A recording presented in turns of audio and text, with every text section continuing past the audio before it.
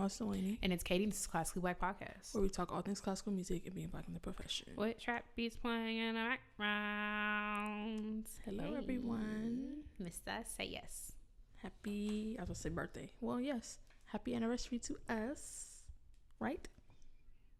Or is it? Happy Founders Day. Richard was like, why did we do that? I feel like it was a coincidence. It's not saying it back is nuts. Oh, yeah, what? I was like, kidding. That's all right. What's the news this I'm week? kidding. I'm kidding. Happy Founders Day to me. That's what I'm saying back. Happy 7th anniversary to Classically Black. So the news this week, make sure you're on our Patreon while it still exists, because we're doing a live stream. It's gonna be real cute, and you're gonna feel left out and sad and lonely if you don't come and hang out with us. Why would you hang out with us? November 25th, 5:30 Pacific time. We'll post it on Instagram. We'll post the information on Instagram. The live stream, again, only posted on Patreon. You can join for $1. Yeah, that's what's going on in the world of Classically Black. Getting into the news. I'm trying to move my thing so my laptop don't cover my face, how it does in some videos. There was a performance at the Philharmonie de Paris. Is that how you say that? Yeah, Philharmonie de Paris. Y'all, let me tell you about a story that irritates me so bad. So this was like in 2020, right? Like we was just lit back outside, 2021. It was me, Amari, and Delaney in an Uber. And the Uber driver was French. So like I was so excited because I'm like, let me, you feel me? Like we baguette. So I'm talking to the guy. I'm like, oh my God, like what are you doing in LA? Like how long have you been in here? French. In French. How are you finding your time? That's the last thing I asked him. Because Amari and Delaney, because like, we're not sitting here. Just like we not talk sitting to here. y'all constantly. We are friends. I'm going to see you after, and I saw you before. Y'all having a private conversation. Y'all talking about us in French. We don't know. Yes, I'm talking to the back of some nigga's head in French. Yep. Like. All I know, all I know, you were setting us up. Setting you up to get robbed. We don't know. It was like, we were trying to participate. This was no hyperbole. Like just sounds. We was only doing that to you, right? You said what? I said, we was only do that to you, right? No, I don't think you can hear. Okay. Because I was like, I don't feel like I was do that if you can hear me. I feel like French people don't have a right to get offended by anything. Yeah. You colonize the world. Oh, yeah, actually. Turn that up. Like, you don't have I feel like you colonize the world. What you doing in Haiti, you have no right to be mad at anybody. Yeah. You can take a look. Right. And they really should have took them stuff out the Louvre. They should have emptied the Louvre what they should have done. Right. I forgot y'all. Yeah, actually, let's make fun of y'all some more. Yeah, like I feel like you saw that thing that the password to the security system was Louvre. See, I feel like the French got 3 ingredients and they think they run stuff. They put cheese, bread, and butter on everything. Which I mean, y'all ate that because those are well, butter and bread. Some of my favorite things. But I mean, yeah, but that ain't cuisine. Cuisine is like jollof. Don't talk to the front because they get sensitive about their cuisine. Like cuisine is like jollof rice, freaking collard greens, like that's cuisine. That's like somebody did this. Y'all melted some cheese and put it on some bread called raclette. No, it's bread with cheese. So the French, I feel y'all shouldn't be offended. Like no offense. So I don't really care. But to answer your question, I don't think he could hear you because it was it was loud enough for me to hear because I was sitting next to y'all.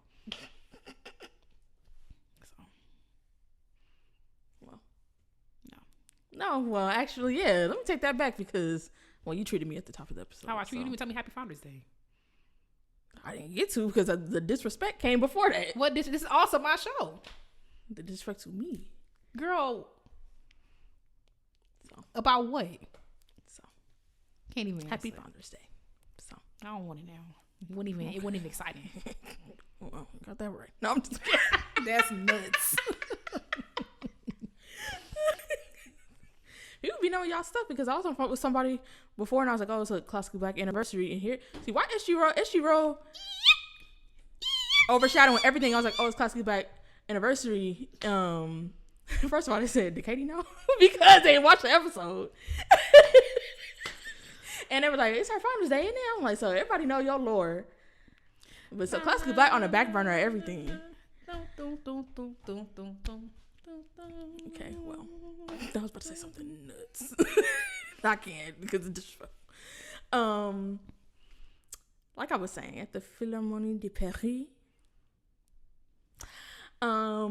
it's not a good story actually. Well, it's France though, so it is because there was a pro-Palestinian protest. Oh, period. At a performance of the Israel Philharmonic Orchestra. They on tour? That's nuts. Right. That is nuts. On tour is nuts. Apparently, they coming here? Probably at the Kennedy Center. That's probably the only place they can go. It's exactly where they will be at. What's the name of the Israel Orchestra? Israel Philharmonic Orchestra, the IPO. So they were in Paris. Their performance was disrupted by protesters in the audience who produced a flare and smoke bomb. So they said, we're causing a disruption. Oh, like, they had a U.S. tour. How did I miss this? Wow. But it was down the street. That was in Costa Mesa. Here's a picture. A smoke bomb is, period. A smoke bomb though, and a flare. Period. But you going to prison? For a long time. Well, anything goes in France. You can just walk into the Louvre. So sure. I'm sorry. A flare is bananas. Look at that. That's crazy. So they were here and no one said nothing? That was recently they were here? Yeah, earlier this year. Oh. They were in Costa Mesa on March 26th. Oh, we was wrapped up. We were being afflicted. And how big, where was they in Costa Mesa? Circus Storm. I played there. Oh, the Circus Room. Oh, maybe, because I'm thinking like that's San not Francisco. Like, it was in Miami. I didn't think about Miami. They're gonna have Diddy back. New York, top of the year. They're gonna be in Orange County without that tracks. They're gonna be in Orange County in November. Oh, the 9th. Oh, 3 days ago. Oh, this must be real hush hush, real quiet. They were at Carnegie Hall. Carnegie Hall? No way they were at Carnegie Hall. October 16th. Now that really is making me. Oh, look! Please note that for the following events taking place between October 15th and 18th, only patrons with tickets will be allowed into the hall. Oh, there will be increased security protocols. Small bags. Cause you in America now.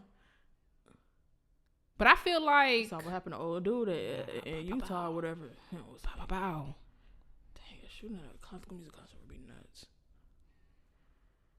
And you playing Tchaikovsky. They bringing a gun. There ain't gonna be no flare in America. But they was doing increased security checks, so they wasn't finna be bring that gun in no way. Well, there's a will, there's a way. I find it quite interesting that no one said nothing about this, and you do news every week. I was about to say, this was less than a month ago. Maybe I gotta look at my stuff in my roundup, but I'm like, I feel like I would have seen this. I follow classical music stuff. Like I'm. I feel like I would be privy to something like that if people had made us think about it. And Carnegie Hall is surprising. Circus Room is one thing. Carnegie Hall? This is just so interesting to me because I'm like, on tour is crazy. Like, how could I miss that? The gall of this is... Y'all went to Gaza too? Tour? It says that, there's footage on social media. Okay, I'm gonna have to look that up. I will link this in the description. I can't lie. Yeah, I'll link this in the description so y'all can see, because there's pictures here what I showed her, so you can see the picture, but it says that there's footage on social media, so I'm gonna have to look that up. It says in the footage posted on social media, the protesters were also seen chanting and waving Palestinian flags in the hall as security personnel tried to barricade them. The musicians briefly left the stage, I bet they did, until the venue was secured. I would have been really scared, actually, because you playing in a quiet concert hall and there's noise out of nowhere. Yeah. And to do that in America, oh my goodness. Right. And I used to sit on the outside too. Yeah. Dang. But I mean, well, y'all are who you are, so. And yeah. That is so audacious. I need to be more audacious. And I'm not saying whatever, but why you in the audience for this? You know? Because also, I can't lie. And I can say that in hindsight because I know, like, they had no actual weapons and whatever. Like, I'm not saying y'all should have did something crazy, but no one was hurt though, right? Yeah, no, that's why I'm saying, like, I can say this in hindsight, like, whatever, like, because it's like, yeah, that would be very frightening. But also, why are you in the Israel Philharmonic on tour, and why are you in the audience seeing them on tour? Like, I kind of don't feel bad for you, as long as, like, it's not like nobody was killed. I'm like, that was honestly my next question. Who's going to an Israel Philharmonic concert? Like, maybe you should feel a little in your heart. Like, and you see how red it is? That's a preview.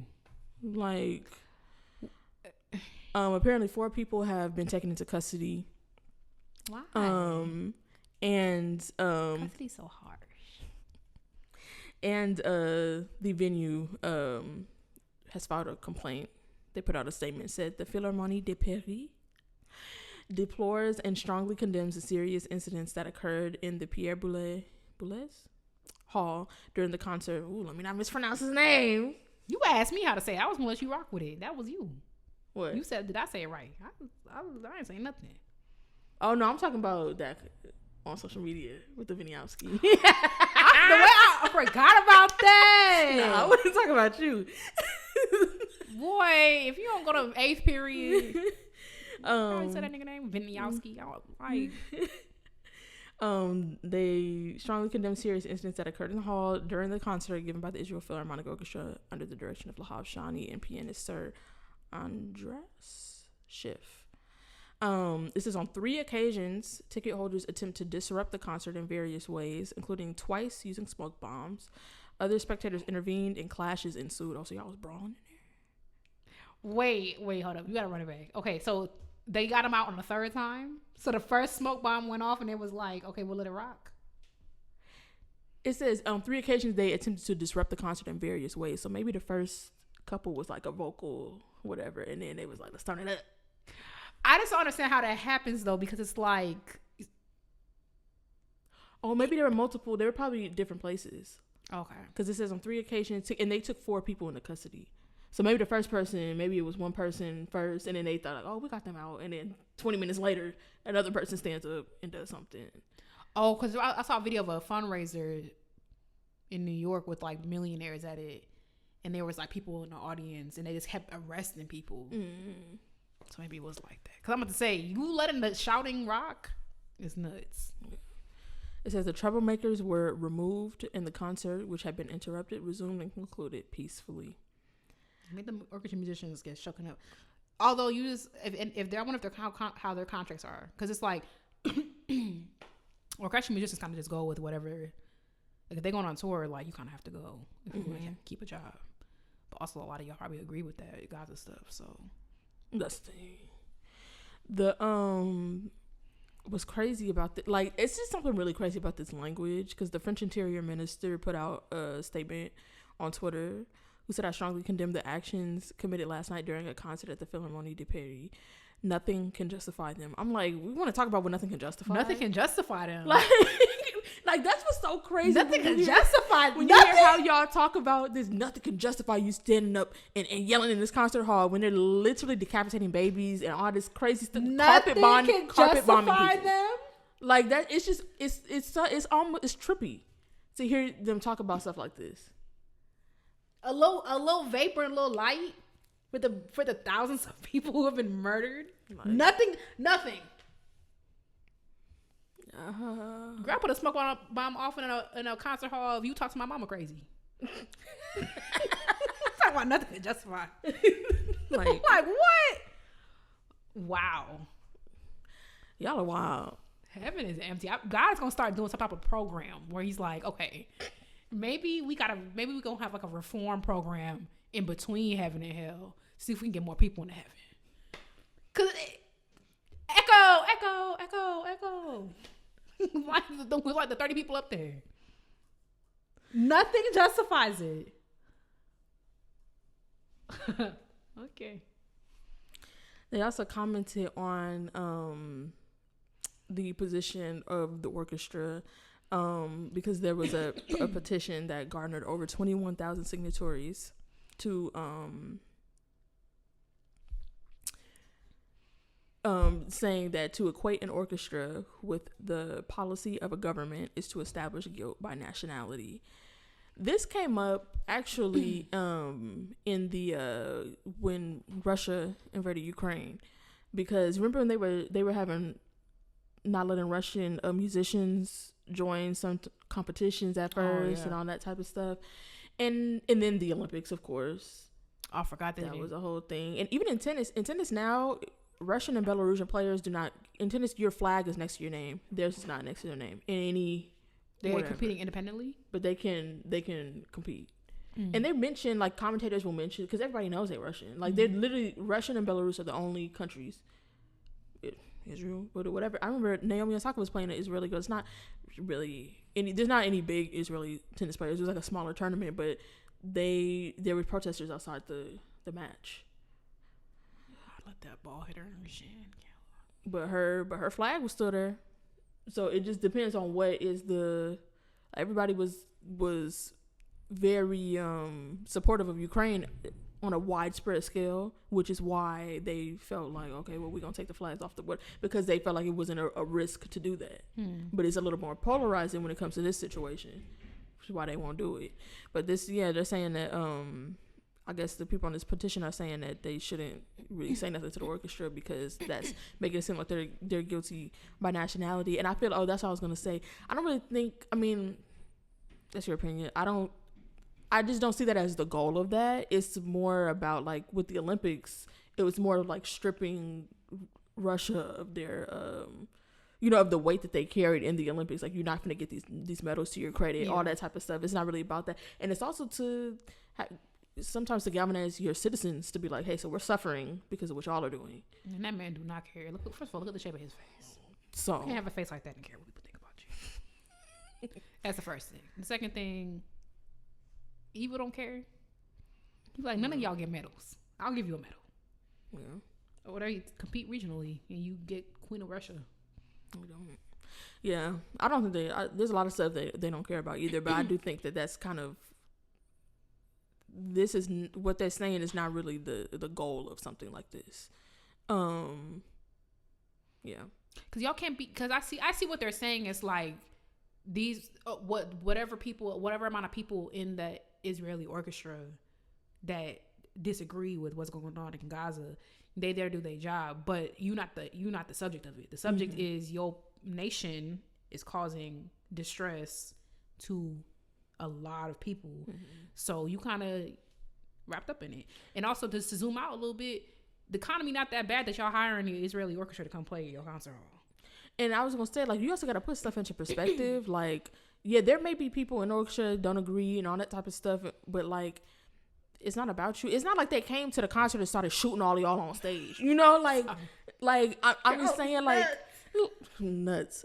But, like, I'm saying, like, okay, yeah, we don't want to imply that everybody in the orchestra is guilty by nationality. All that happened to you was that they stood up and they disrupted your concert. Yeah. You can't it's disrupting your concert. You know, like, I don't know. Yeah. Like, I'm not trying to say that what they did wasn't powerful or anything like that, but I'm just saying, like, that's something that you can handle that. You know, like, even if y'all don't all completely align with this ideology or whatever, like, if you don't, you should understand why they're protesting. Like, it's just not, I don't know. I just feel like some people, you got to zoom out a little bit and put stuff into perspective. Like, you'll be fine. They'd be different if they cause some real, like, bodily harm to you for something that you didn't do. They blaming you just because, like how after 9/11, like, y'all was killing Muslims in the street. Not even Sikhs too. Yeah. Like, you know, it'd be different if it was something like that. But, like, they was yelling it in the thing and put some smoke up. Like, girl, once all that clear out, start the movement over. And you're right. Y'all still did that and got your check and you left and you did your concert. Like, y'all be too. It's go right to last week with the Pernambuco stuff. Like, what happened with that? Oh yeah. Oh, I guess it's only been a week and everything moves so slow. Yeah, I just feel like a lot of y'all just think classical music the center of the world. So let me tell you something. Unprovoked, sister, like it's a burden. What he say? He said you acting like what? Classical music is a burden. We had that thing, that clip that we posted last week. And then somebody commented, was like, "You saying that you did classical music unprovoked as if it's a burden? Like, what you do?" I'm like, it is a burden. No, he said it's like it's a chore. Oh yeah, like it's a chore. And I was like, it is a chore. What do you mean? It's a chore.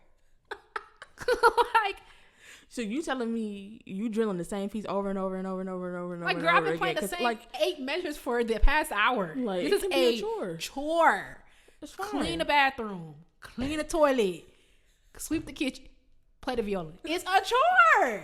A beautiful one, but it's like, girl, now what?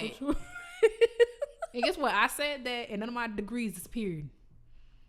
Like, girl, you don't want to argue with classical music with me. That's just like, you don't want to argue with me about classical music. You don't, because it be the center of your whole world. You don't have nothing else going on. You have no friends. You have no land. Shout out to Dwight. So, like, girl, you don't want to talk to me about that. I'm gonna make you real mad. I'm gonna make you real mad. I close the case. I go about my life. Okay, that's what I do, and I enjoy it. I teach some kids. I go about my life.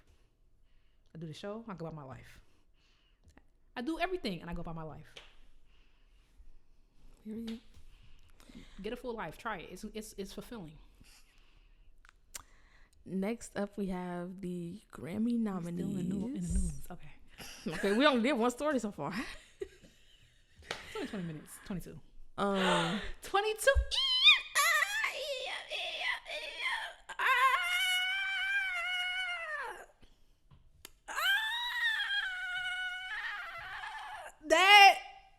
That was like,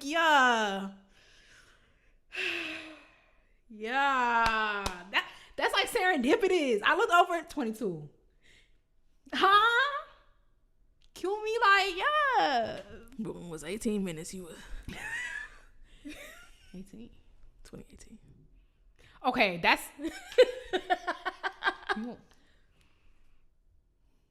Well, you ain't saying 18 minutes. I can't see the clock. Now you can't see the clock. Now I'm supposed to be seeing 1, 2, 3, 4, 5, 6, 7. Okay. The news. The Grammy nominees. They need to do a Grammy for Best Music Podcast. Starring Katie and Delaney. Right. Didn't they start doing a podcast? They added a podcast category to the Emmys. They did? I'm pretty sure they did. Yeah. The Emmys. How does that qualify for an Emmy? Is there a web series category for Emmys? They added, or maybe it was to something else. It was to some big awards. It was the Golden Globes. What is the Golden Globes for? Films. Podcast. What is the Golden Globes for? I think it's for films. I forgot. And what's the Oscars for? Also, Oscars is film. I thought the Golden Globes is another film. Oh, maybe you can. It's for multiple things. Because Quentin has a Golden Globe. Yeah, Golden Globe is something like I forget what. I think it. Now I gotta look it up. Golden Globe Awards. It is for excellence in both international film and television. Yeah. They added a podcast category for some big award show, and now it's gonna bother me. I feel like if it would have to have like a web best podcast, yeah, it's Golden Globe. We gotta get our Golden Globe. We gonna go. Hey, Golden Globes! I just learned about you. But I would like one, please. What's the qualifications? Yes, more than 3 streams. Golden Globe and best podcast category for 2026 ceremony.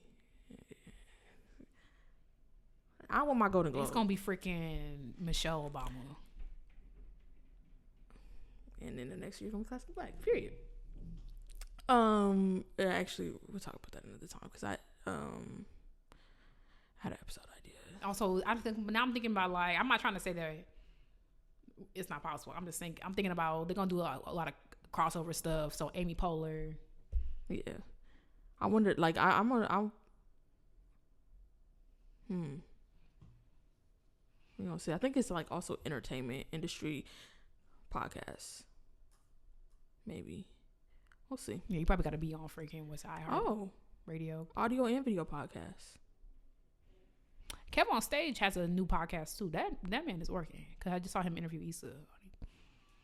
I need to watch that so I can inject it into my veins. Whatever she did. No, for real. So, we'll be reading into that. Stay tuned for our Ego has a podcast that's doing well. Stay tuned. Well, let's look at some of the Grammy nominees, specifically what is classically black in the classical Grammys. For Best Orchestral Performance, the National Philharmonic and Michael Repper as conductor are nominated for the recording of Toussaint L'Ouverture Ballad Suites from 24 Negro Melodies by Coleridge Taylor. Period. Oh, I love that piece. The Joseph Conyers Symphony Orchestra with Yannick Nézet-Séguin as conductor is nominated for their recording of Steel and Bonds. See, they finally getting up because Joe in there. Exactly. There's other, I'll link, all the, and shout out to the Violin Channel for putting just all of the classical stuff, because the Recording Academy website is one of those that, like, it's be a lot of stuff popping up and it'd be refreshing on me and whatever, like, it has all of the Grammy nominees. So Arkai got one. Who? Arkai. Oh, girl. Shout out to me for digging that up. I was waiting for you to reach down into your brain and get it. Shout out to me. I didn't find that out. Oh, see, I know stuff. I know stuff. Was it forwarded to me? Yeah, man. Well, period. Good for them. Or nomination. Yeah. Good for them. Best opera recording. Sorry, I'm reading the title of the recording. The title of the recording is Heggie Intelligence. On the recording, we have some former Black excellence, Janae Bridgers, Janae Brugger, Kwame Ryan. I don't think he's been a Black excellence. Wait, he's conducting. I'm just looking to pull some people out that we know.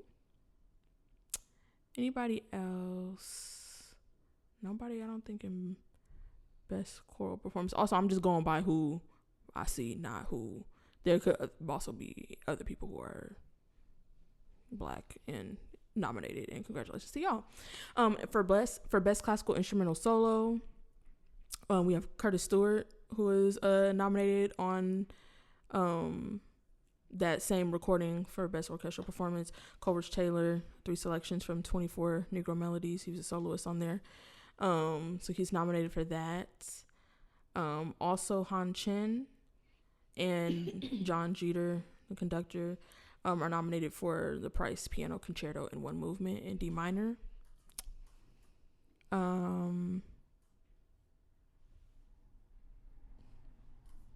They need a podcast category, so we could get in here. Will Liverman is nominated for the Dunbar/Moore Sessions Volume 2. That's for Best Classical Compendium. Sean, how do I say his last name? He's been a Black excellence. Akpebolo. He's nominated for Best Contemporary Classical Composition for his composition Songs in Flight. And Will Liverman is also singing on that, so congratulations to him again. For Best Engineered Album Classical, we have Julius Eastman, Symphony No. 2. Oh, and Track 2 is on there. Oh, your fave. Wasn't that our that was our piece of the week last week? Yeah, that's on there. So I'll link that so you guys can see the full, who's nominated. Oh, forgot Tanya Leon as well for Best Contemporary Classical Composition for Raices Origins. Yeah. Shout out to y'all. Period. Well, my intermission is not going to be fun, but we move. So I'm reading, I am a Dance Moms fan, and I purchased Nia Sue, who was the only Black girl. She was not the only Black girl. She was the only Black main cast member on the show for its 7 seasons, or not all of, I think there was like 9 seasons total. She was on 7. And she wrote a memoir talking about her experiences as being the only Black girl. And I got about 20 pages in before I had to put it down. I will finish it because I want to like see what else, but we're just at the beginning of it. And I wanted to talk about whether or not it's really worth it for Black people to be in predominantly white spaces based on your experience. And I'll explain why while you think about that. Because there was a story very early. I'm not exaggerating. On page 20 of the book, where she was going to she finally was added to the dance, the performing, what they do, they compete, the competition team before the show started.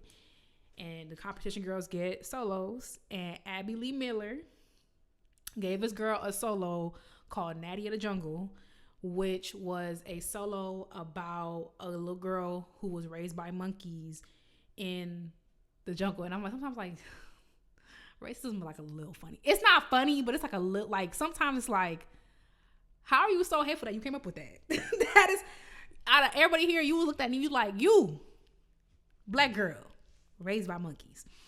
And it's like, and her mom was like apprehensive about it. She don't want to do it. But because Nia was so excited about it, because she was like, I finally got a solo.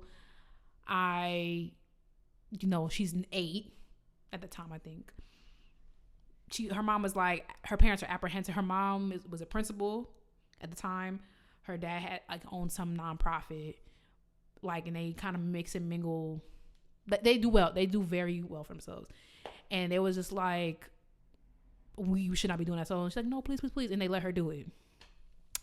And I think about like the toll that something like that would have taken on me. Now, luckily, I haven't experienced something like that in classical music, but I've experienced my fair share of micro and macro aggressions. And a lot of the criticism surrounding Nia's book, maybe about like 2 or 3 days before it came out, was that her mama allowed all of this. Her mama kept her in that environment. Her mama should have pulled her, whatever. And Dr. Holly came back and was like, you're taking the shine away from me. She was like, how dare y'all? That video went viral. How dare y'all taking the shine? By the time she got on TV, it's like, it's too late. We are in a contract. But my thing was like, I love Dr. Holly, whatever. But I'm just like, that Natty to the Jungle would have had me at a different studio. Because this is before TV, this is before whatever. And also I'm cursing you out. Because why are you giving and this is like, 2010. So it's like before, how race relations have always looked terrible in this country. Like, look at it. But before the conversations that we're having today about race, they were just starting to come into what they are now. But I'm still thinking like, my mom would not have allowed. My mom has spoke up about less for me than some stuff like that. So yeah, that's what I want to talk about. Was on my mind, and it's apt because of the timing of the book. I didn't want to wait for our monthly meeting. So, what do you think? Do you think it's worth it? This episode's so serious. Intermission is supposed to be a break from this. It is supposed to be a break. My bad. Laugh, guys. There's your break. I mean, I feel like generally it's worth it to do whatever you want to do in your life, because you should not let what white people got going on influence that in terms of whether or not you pursue to do that thing. Now, was that situation worth it? No. You should have took your kid out that stuff. And I really don't like, I mean, it's easier for me to say I don't have the 8-year-old in front of me so excited to whatever, but it's like, no, she would still had a solo. It just wouldn't have been that. Yeah. And that's what it would have had to be. Like, don't, like, I understand you don't want to crush her, whatever. She finally got her solo, whatever. And so that's why when you went and to gather her and cuss her out, that lady, part of that cussing out should be, and she will still have a solo. It will be a different solo. Right. That's really what the situation was for. But I also know in certain stuff, I mean, I know, like, as a Black woman, you feel like you can't pipe up in certain situations. Like, it's a lot that's floating in that. But I don't know, it's hard because, like, yeah, like, I understand if you feel like you gotta bow out of certain things because the environment is just not what it needs to be for you to be comfortable and safe and all that sort of thing. But in terms of like, it's hard because it's also like, what are you gonna put your kids through? Like, kids that go to a better school, but it's an all-white school and all that, that sort of thing. And even like you think about like Ruby Bridges, like all that she was going through at freaking 6 years old. But it's like, you putting babies in a coffin. There was so many people that were like, I'm not putting my kid through that, and her parents decided they was gonna put their kid through that, and that might be a little controversial because it's like at some point it's like, what does that do to your kid? But then also it's like, what did it do for the greater good? But it's also like, that's your kid, but then the greater good, like, and that kind of ties into what we're talking about a little bit, the greater good, because it's just like. But also, I mean, I know it's a TV show, but I forgot about Bel Air. Bel Air has been on the bottom of my list of like, this is a show that I should watch. Maybe. Like, because I like Fresh Prince, and I know it's a Fresh Prince retelling, but I'm like, I'm not really pressed to watch it, like, whatever. But I went to a film festival, and Morgan Cooper, who was like the director of Bel Air, did like a shot by shot of like his vision for capturing the opening moment. I was like, I'm finna watch that. I watched the whole first season yesterday.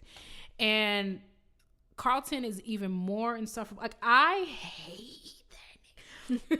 I mean, by the end of this first season, I was like, this is incredible writing, because like, you actually, like, he's actually grown so much. Like, you really see his, but like and it's like, there's a clip of him singing Dreams and Nightmares with his lacrosse team. He's the only black boy, and all the white people are saying nigga.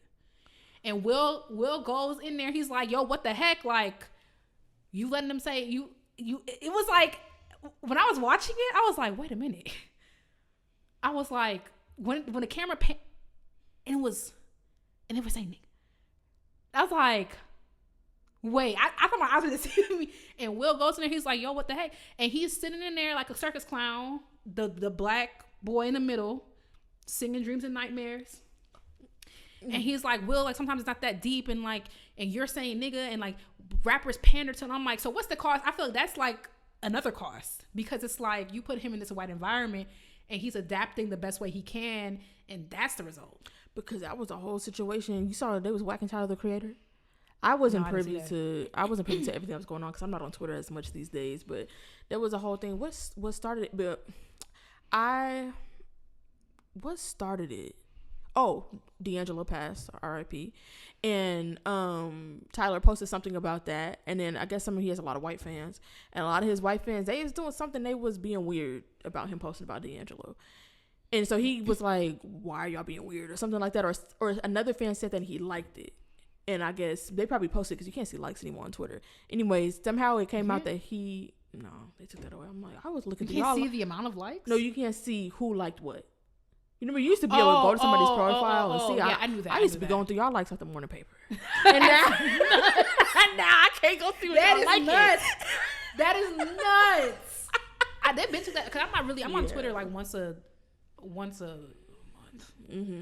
So I knew that. Mm-hmm. I knew they took that away. So, but somehow they found out that he liked that tweet, and that he, about his white fans being weird, being too over familiar, and people started bringing it up, because apparently Tyler used to be very, very coony back in the day, and that was one of the things. I was listening to some people talk about it. I didn't listen too much, because like, I was a huge Tyler, the Creator fan. I don't remember some of the stuff they were saying he said back in the day. I was like, oh, I don't remember none of that. I was listening to the music. I'm not listening to what he got going on, whatever.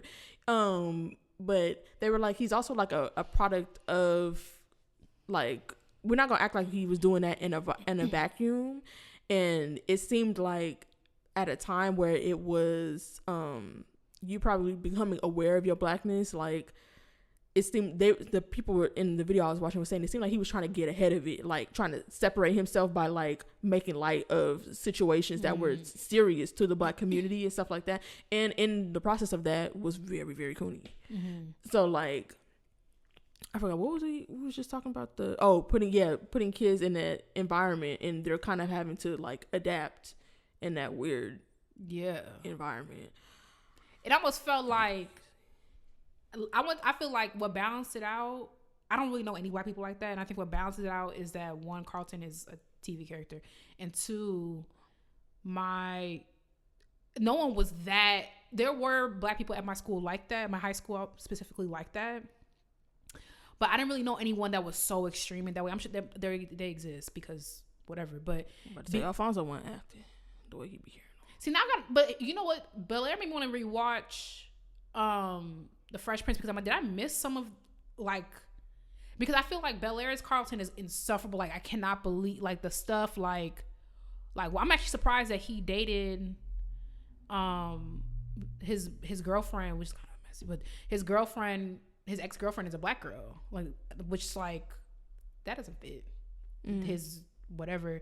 But I'm like, is there stuff I missed from the original Carlton and how he spoke? Because I knew he was like whatever, hoity-toity and whatever, but like not like that, not like that. Like, whoa. Yeah, but I don't know. I think to your point, sometimes if you want your kid to do something, it's just like it is what is whatever. But I think it's worth it as long as it's not affecting your kid. And like I know that's kind of like complicated as well because sometimes you don't know how it's going to affect your kid. Like Nia spent years in therapy after the show. Is that from her being the only black girl? Is that from her being on TV? Probably both, but like being in that environment, just being in like that dance environment, where your body image stuff, you don't know what. There's so many things that could go wrong. And Abby got everything she deserved. Like the cancer, the she can't walk no more. Like she got cancer. Yeah, and she was in prison for that little bit. I do remember she was tax stuff. Yeah, everybody on their tax stuff or not on their tax stuff.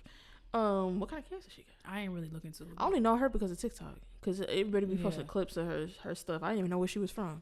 But she was like, when Nia had some braids in, and she was like, and fix the hair, it's terrible. And I'm like, and Holly was like, really got the wrong. Because girl, you're not even cute. Holly was like, and look at your face, and look at your body, and look at. I remember, look at your body. What is that thing? Sometimes Holly would say because I mean, but when I look back at it, I'm kind of like, Holly would fight back when she could because obviously she's also navigating her own thing where it's like we're kind of pre the whole how we speak about blackness on social media where everybody's on the thing. I feel like people were just so siloed and you're just trying to navigate. I had a white accent in high school. Everyone's just trying to navigate how they navigate, and that's why I don't code switch no more. But I feel like that's newer. So she's trying to balance the whole like you're not gonna do too much, but I'm not trying to be perceived as ghetto. Whatever, I don't care. They call you ghetto anyway. I'm finna say what I'm finna say because it's just like you're not finna talk to me crazy. But there was a moment like Holly would speak up and then not speak up because you had all that smoke for Abby about that, but really should have pulled it back with that soul the first time. You know, so it's just it was just a complicated time in them 2010s. Yeah. Like if we have the internet, but it's like before the internet, it's before like these conversations that we're having. I think for today, it's like Abby could never get away with saying none of that stuff in a public way. Like she was being racist on TV. You can't like Nia always had some fro in her dance. She never just had like I remember when she finally got like some like soft lyrical whatever. And then also like her body being picked apart because she's a black girl. She's gonna be more muscular. She's gonna be like whatever. Having that picked apart by Abby. She's teaching dance sitting down. That's the. Like, actually, why are you laughing? She's teaching dance sitting down. Like, no, sometimes I love when bad things happen to bad people. I love it. Abby got exactly what she deserved. It's just complicated. Damn. And it's about, because it's like, yeah, you want your kids to participate in some stuff, but it's like, how you, and your kids aren't, some of your kids aren't going to tell you everything that's going on because they like the thing, and it's like, how is that going to affect you in the long run? You just never know. Yeah. And you do all that, and then they might not end up dancing no more. That Asia, there's a little dancer, well, she's not little no more. Asia Monet, she was on Dance Mom. She was some type of prodigy, and her mom had her in 40 hours of dance a week. I mean, not 40, but like 30 hours of dance a week, and homeschool, all that type of stuff. She does not dance anymore. I don't blame her. Like, you are 6, especially all that for something you can only do for a couple years. That's crazy. That's really crazy how early you got to start something like dance or gymnastics because your career is so short. That's the thing. Simone was old at the last Olympics. Yeah, and that might be her last Olympics. She said she wants. I mean, because I ain't gonna hold her. Rebecca was on her tail at the. That's the thing. It's like 4 years from now. Yeah, Rebecca was on her tail. I'm like, go ahead, girl. And I mean, Missy Copeland just retired and she's like 40. Yeah. Also, she's an outlier. Yeah, she would have. I think that's about around the time they retired from ballet. Gymnastics, Really? no. 40? Yeah, around that time. Oh, I thought it was earlier than that. Like early 40s, so it's not, no. I do think, though, it's getting later in general because tennis is getting later. There's I didn't know you retired from tennis. So how old is Serena? Well, as a Serena's like in her early 40s, like maybe 41. Oh, so is that the age Just period? as an athlete in general, like even in basketball, like LeBron is a little older for, I don't know how old he is, but I just mean in as a professional athletes, like once you get in your 30s, it's kind of like your mid to late 30s. I feel like is when people start retiring. Also, it's like, and not even late 30s, like late 30s is old. And like for tennis, like there's one of the guys, like the number 3 tennis player in the world, he's 37 or 38. Like that's old for a tennis player. oh, okay. You know? Oh, he got an injury right now. LeBron. He's only 40? See that? Yeah, that's old. And I thought he was so much older than that. I knew he couldn't be just because you're still playing. Sure. Like, yeah, that's fair. I guess that is the typical thing. You retire at 40. yeah, because it's like the way your body, to be a professional athlete, the way in which, the way that you have to eat, the way you have to train, and the way your bodies don't do what it used to do no more. Like it's harder to recover. Also, like your schedules with, like, this guy, who's a number 3 tennis player in the world. He's by a lot of accounts the greatest tennis player of all time. Like most titles out of everybody, all this type of stuff. But he the only thing is, like, the top 2 tennis players can't really touch. Nobody's touching him right now. Men's tennis is boring right now because they dominate everybody. And the only thing is, like, he's older. That's the only thing that's separating him from them, because they're in their early 20s and whatever. And, like, he don't have the stamina for what they're doing right now. And so, but it is getting later and later. Like, there's some people who are still, cause especially in tennis, like, you still make a lot of money. You win your first round match at the U.S. Open, you get $100,000. So it's like, a lot of people are gonna play. If you make it 3 rounds in, like, you're still walking away with over like $500,000, more than that. Like, so a lot of people still, they play longer just to do stuff like that. But yeah. So I think it is getting, maybe it's getting older across the board, especially because technology getting better. We just know more. Yeah. You know. I mean, and like low-key is the same thing for, not in the same way, but it's like similar to classical music, because it's like you can't really start too late if you really want to do something for real. I mean, people, there's outliers, but it's like you don't got that instrument in your hand by like 9, 10. It's kind of like, so I'm in the position I am now. You said what? I guess that's why I'm in the position I am now. 12. I mean, that's not the reason why. But I mean, yeah, it just gets harder. Like, I started when I was 9, and that's late. It's not late as in, look, Simone started late for gymnastics. She started when she was 6. And you're supposed to start like at 2 with Mommy and Me. That's crazy. I don't even know how much of a difference can that really make. 2? You don't even know what they're telling you to do at 2. But I think it's also because your body, it's like a little different. But also, I do feel like, oh, my stomach hurts sometimes. Not hurt, but it's like my fingers can feel. You said they're running your family. I gotta be careful too. Did my last knotless braids. I'll still do braids in my own hair because those don't bother me. But them knotless, them small, itty bitty. I did my last ones last year because I was feeling it in my hands for months, which is not typical. Yeah. Exactly. Like normally I'll do some small braids, which I don't normally do small braids because I'm doing it. So I could just throw some stuff in and take it out 6 weeks later. I mean, sometimes I don't. They keep sliding back and I just keep putting it back. But yeah, I'm doing this. I could put some jumbo braids in. I'm costing $10 for the hair. But it was like Christmas. I wanted to do some small braids. Yeah, I was feeling it like 3 months later, and I was like, "That's the last time I'm doing it." They cost $300. So that's wrong.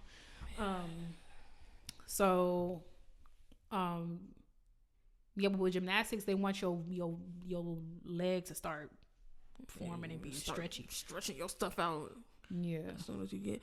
But I was gonna say, but the difference though with classical music is like the payoff. Like you could play for. Yeah, you can play longer. Yeah, so it's just like I heard some of y'all, but like yeah, you can. I remember. Wow. If somebody was like, it's that passive aggressive stuff that white people be on when y'all be trying, like y'all try to act like everything mean. Like everything, some stuff just true. Like because it was professor and it sounded nuts. They put a recital. I said, this is crazy. And that's so hard because it's like you really playing in front of your peers and your students. Like, but it's okay. Think about how it has to sound for me to be reacting this way right now. I'm not saying, oh, it was out of tune. Oh, but like I turned it on. I said, this is nuts. Like it sounded crazy. And see, and it's because of people like you why Mr. Taylor was shaking in his boots when he had to play that recital. Aww. He was so nervous. And but like, Mr. Taylor could play down. The way it sound, it's not no regular. Oh, we don't sound like he. Remember we went to that concert with that person at the Hollywood Bowl, and it was like the way like it's not none of that. And trust me, I don't even got I'm not one of those people. That was so funny because I really was enjoying the concert, and she was like, "So," and I was like, "Oh, you strict around here." Like I'm not one of those people listening for mistakes, but there are those people that's real nitpicky. I'm not at all. Like at all. It just was like this don't even sound like this piece. Like at this point, it's you freestyling, and I know the beat was pop. So it's just like, dang. and that's why it sounded like that. I'm like, is your memory slipping right now? Your memory of the piece and also of how to play this instrument? You know what? I wonder if it was one of those he ain't practiced enough because he's like, I teach this every. But also like for the instrument that you was playing and for the composer that you was playing and for these standard repertoire and for as old as you are and for as long as you've been playing, you should know this. Like I ain't gonna hold you because listen. Also, I remember Kate played a recital too. She was nervous. So I'm like, girl, you, it's us. Like, in retrospect, I understand why because I heard one of my teachers play, and it wasn't George, and it wasn't Kate. Oh, I know exactly what. And I said, I can't believe I was ever listening to you. I said, oh, I've been had. I have been bamboozled. It's like, to me, it was the equivalent of you are somebody that's done 25 seasons in a major orchestra and Beethoven 5, you sound like you started reading it. It's like, this. Like, you ought to know this, And so that's why I was just like, I wonder what did to his credibility. I mean, he retired like soon after, right? Yeah, I think. Yeah. Oh yeah, that's why I was gonna say why they was acting like I was just being so. It was like, well, they're old or whatever. And I'm like, and you still teaching stuff, and you still teaching, and you gotta come up with something. It's a requirement of your job to be doing these recitals. Is it a requirement for them to play recitals? At least like every 2 years or something like that. Never be professor. I gotta be the professor at some school that is like, if you like. And that's because I was gonna say like you agreed to do this, but then I remembered they do have to do it. But it's like. We would have to have a conversation. Or play easier stuff. Yeah, that's the thing. It's like you put together a chamber something with like something a little more manageable, not something where you the spotlight of the whole thing. Like, but yeah, he retired and then after that, right? Like because if I'm paying, how much was the tuition when I was at Eastman? 60 something. Yeah, 66,000 when I was at Eastman. If I was paying $66,000 a year to take lessons from my peer, yeah, Jamin was gonna have to hear from me. Jamin would have heard from me. That's why he quit. It was too much. Or sorry, retired. Oh, it was too much. Now I gotta see where I'm gonna cut this. We can't say it? Not out of the episode, but I want to clip this moment. Oh wait. So I would have seen where how am I do this? You can't. Okay, what can I clip? Because like I kind of want to clip some of that because it was funny, but it's some stuff I just like. We'll keep it in the episode, but I don't want to draw attention to it. Okay. don't put the part about because it's not hard to figure out who my teacher was. Oh, that was one of the funniest part. Okay, put it. Because also it didn't have to be rude as fuck. It didn't have to be a teacher at a certain like you could have a teacher. Yeah, this could be your third grade. Y'all know how many music festivals I went to? It's like,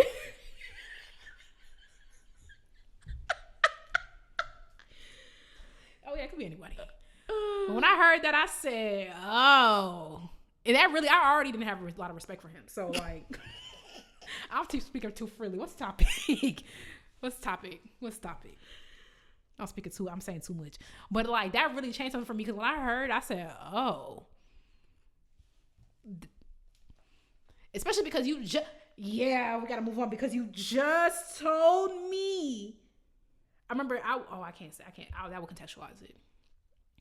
But I was anxious about being prepared for something, and he just told me how you gotta go in. You gotta make sure you got 100% of notes learned, and I'm hearing you and it's 20%. It's a standard rep. This is my first time playing it. You?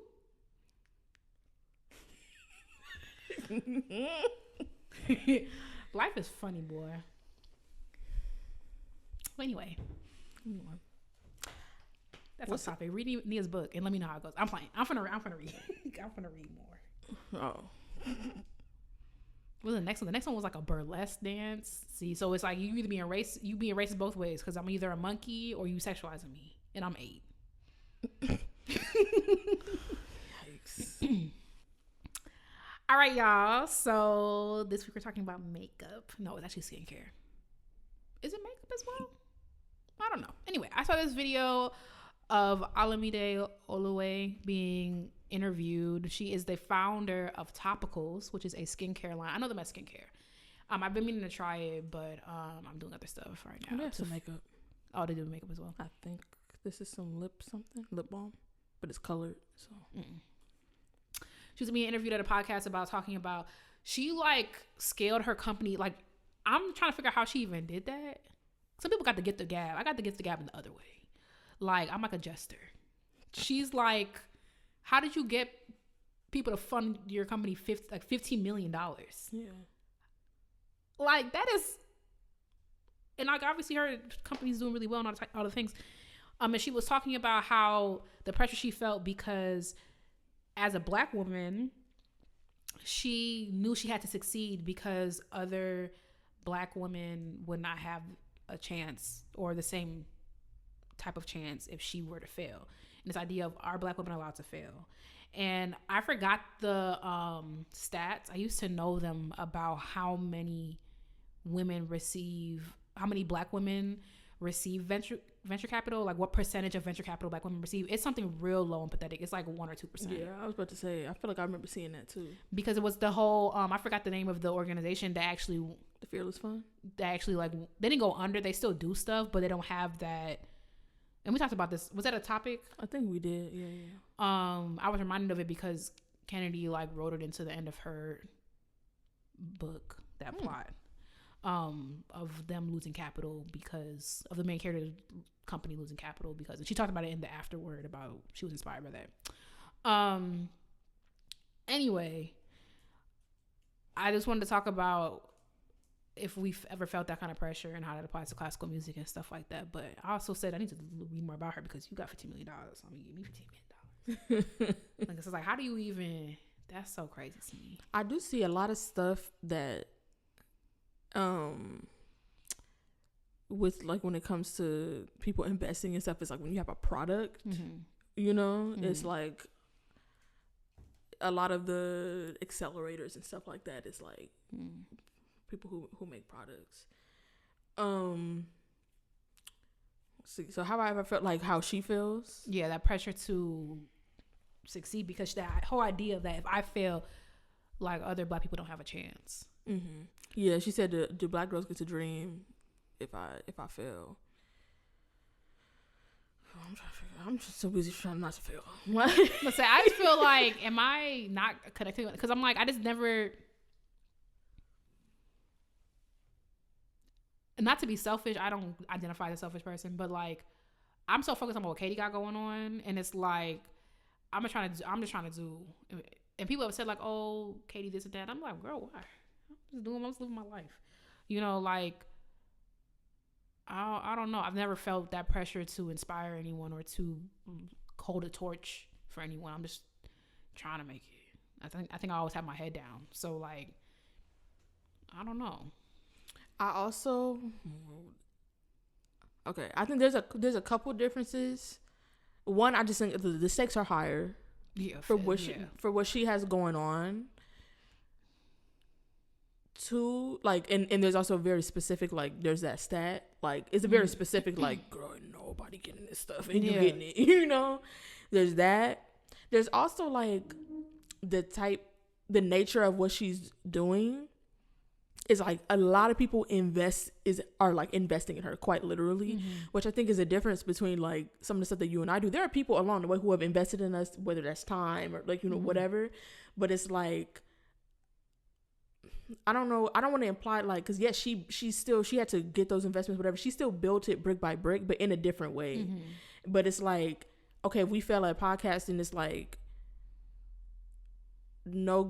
nobody gets to dream of what? Buying your own mics and podcasting your own stuff and your own you know, like, you know, it's not like there's no like, it's not a barrier in the same way. Like people, if another black girl comes behind her, say in an alternate universe she fails, if another girl comes back behind her, then yeah, they're gonna use all of that type of stuff to say, well, X, Y, and Z.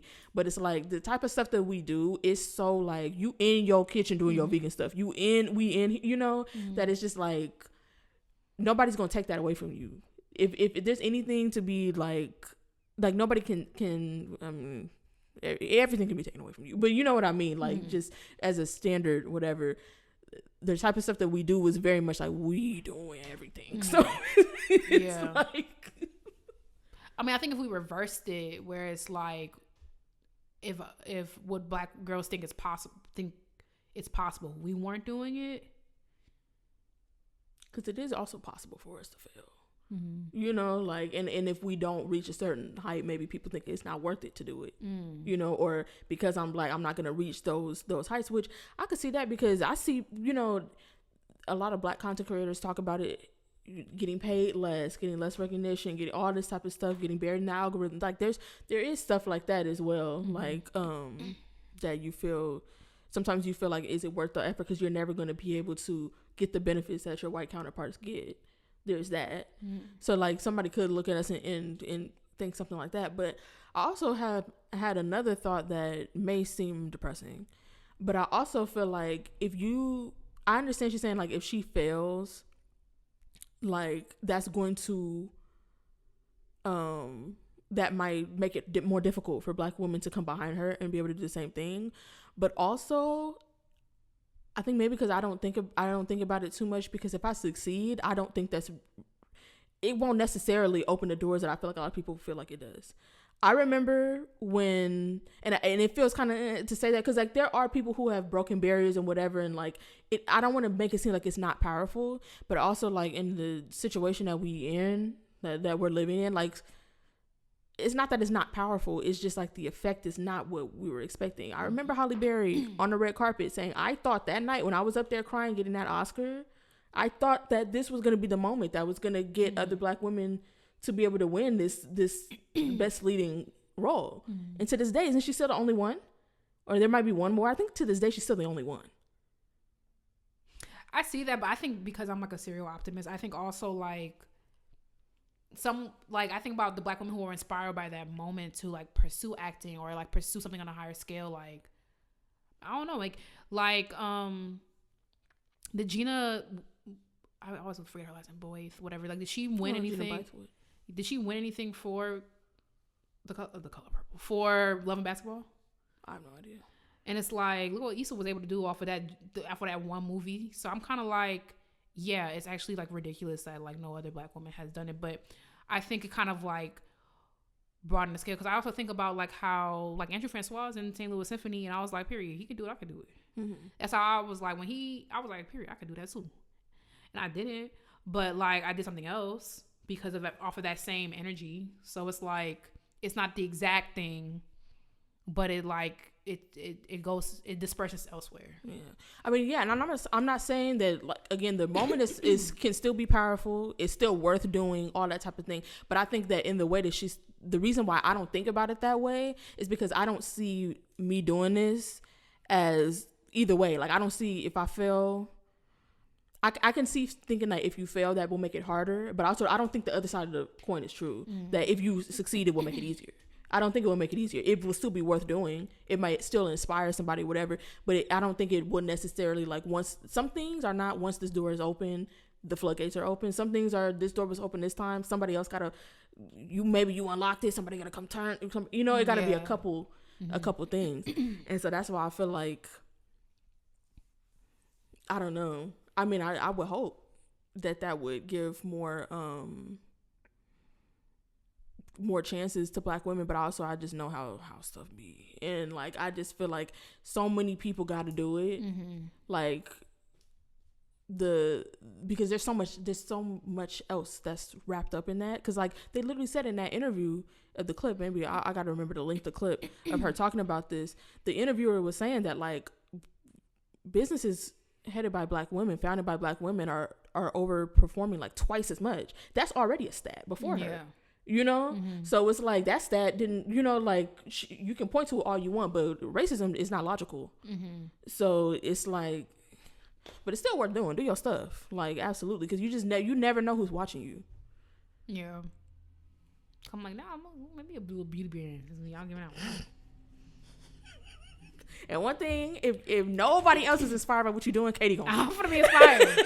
Like, girl, I'm gonna be inspired by it. What you doing? Okay, let me try. I'm down to try some stuff. So thanks for calling me like coming with a bottom coals. All right, and now you're gonna be in court. Yep.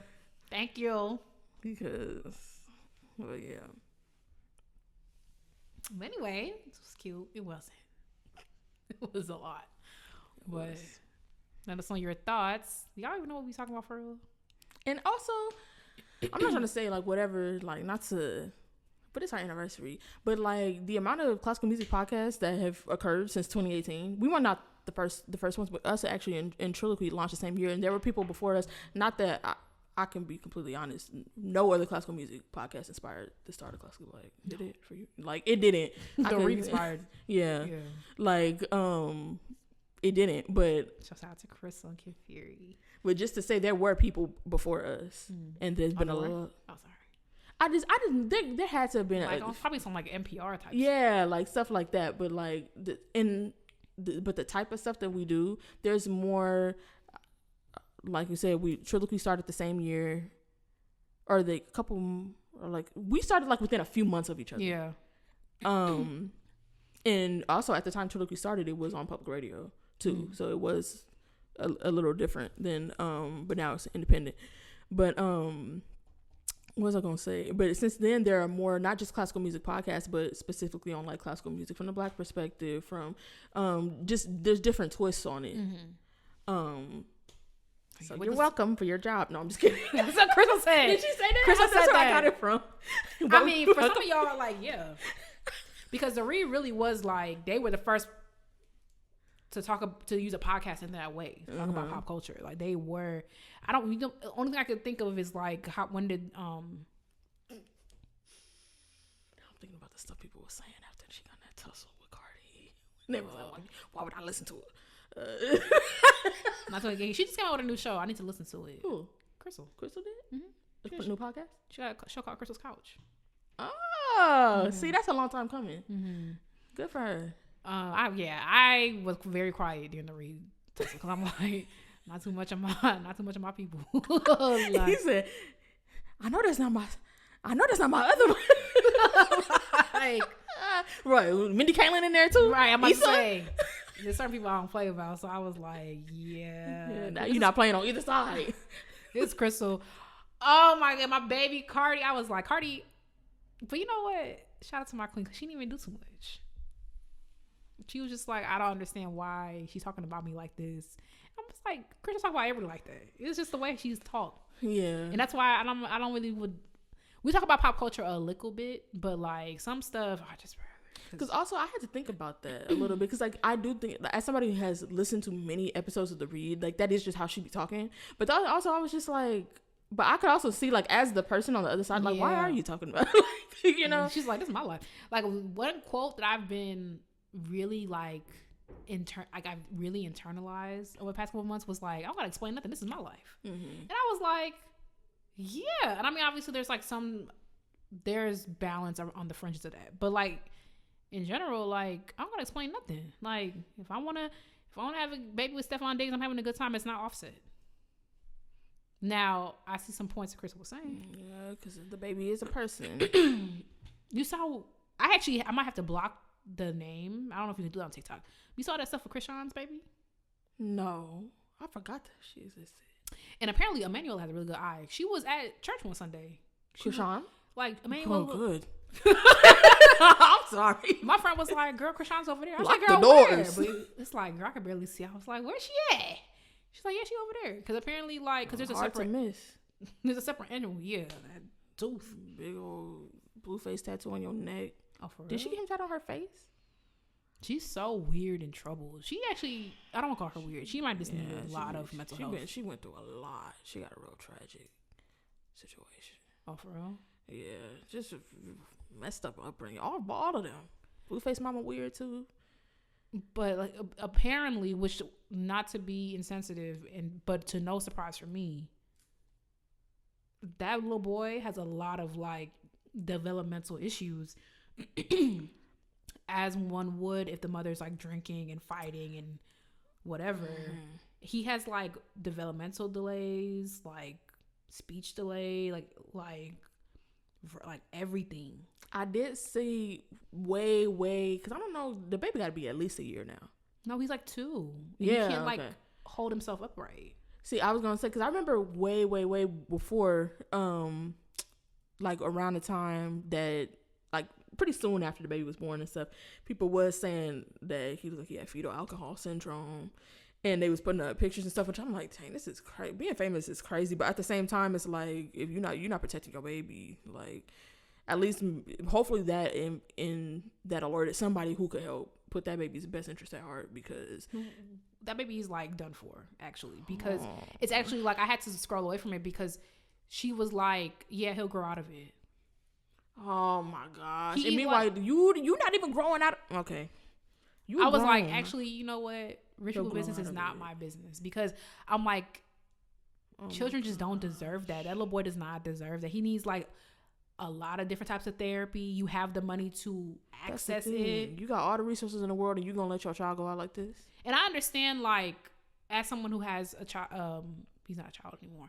As somebody who has a family member with autism, I'm not gonna put too much of my business on there, but who listens to this show? There was some issue in the early stages because of coming to terms with the fact that like your child might be different, and it's like it only impairs the child because you're wasting time that they could be getting the supports that they need. So it's like, that's why this is not a parental guidance show, but a lot of y'all have to do you have to make sure you're at a point that you're like, whatever it may be, I want to be a mother, because people picture being a parent and it's a healthy baby, but it's like, that might not be the case. You have to be able to come to terms with that. I'm not a mother, so I'm not going to speak to that, but it's like, yeah. Because it's like, some stuff is like, we know, like everybody, even people who have a smooth pregnancy, smooth whatever, said like there's no way you can prepare to be a parent, but there's certain stuff that you just have to like, like not even drinking brown liquor while you're pregnant. Like you can't be like, we're not saying you got to be prepared for anything, whatever, but it's just like there's certain things you have to be prepared to accept. Yeah. You can't just be in denial that your baby needs help. Like you can't whatever. Like there was one guy, oh my gosh, he killed actually all but one of his kids, 4 kids. And the wife had died, which, you know, we might have killed her too, but the wife had died like a year before.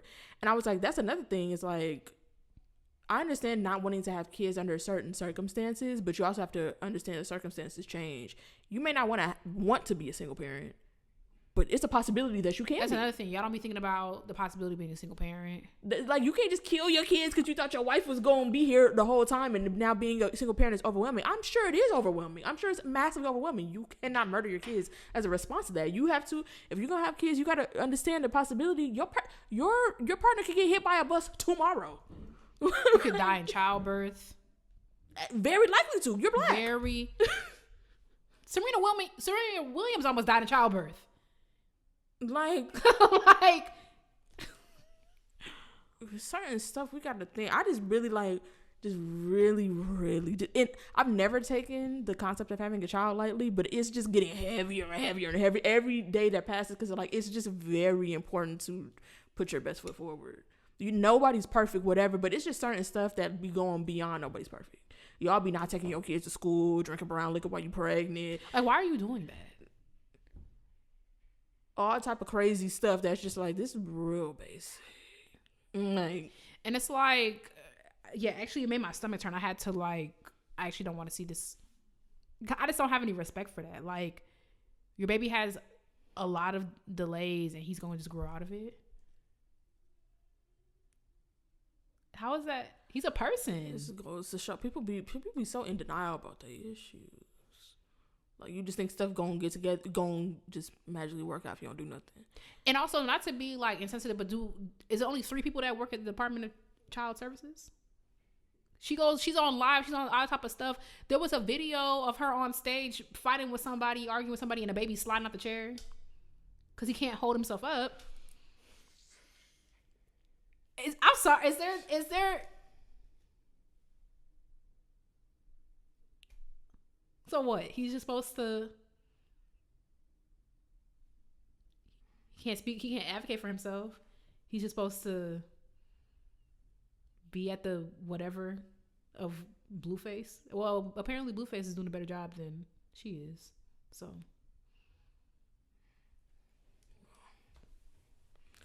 Well, because they have money. It's just like, okay, well. Because I don't know who. I was about to say, I don't know. Hopefully there's somebody in the shadows that we don't know about, but anybody reasonable probably being in cut ties with them. So, because his mama bird. I don't know anything about Blueface, to be fair, except that he can't rap on beat. Okay. Anyway, so. Godspeed to everyone involved. Actually, no, just the baby. Well, because something made. I just remember what's her name. It's your job as an adult to course correct, but Krishan, very, very damaged person. Like, what's her lore? Which is the reason why you was in that situation with Blueface, and the last thing you should have did was have a baby. The last thing, because at any point before this, you could have walked away. But just everybody in the, I don't remember the super specifics, but I just remember everybody, the domestic violence and it was just real tragic stuff that you were exposed to like way too young, and that's why you think love looked the way you think it looked, and all this type of stuff. And I just like, it's so crazy because it's crazy how much having a baby could really just, because it's like you really could have walked away from this at any point. It wouldn't have been easy, whatever. But like now the baby is it just instantly complicates everything. I can think of a couple people. Why am I finna say?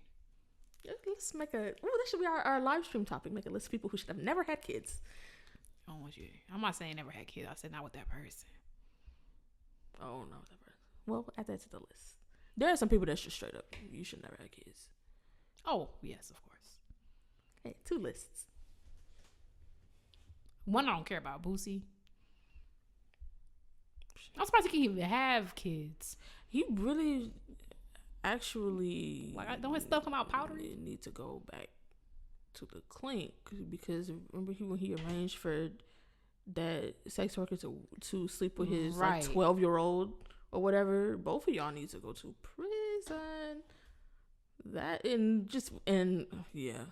It's a certain, listen, classically black, love niggas, but there's a certain subset of y'all that I can't, cause like the people that co-sign, and there's a lot of them that think stuff like that is okay, and like they think like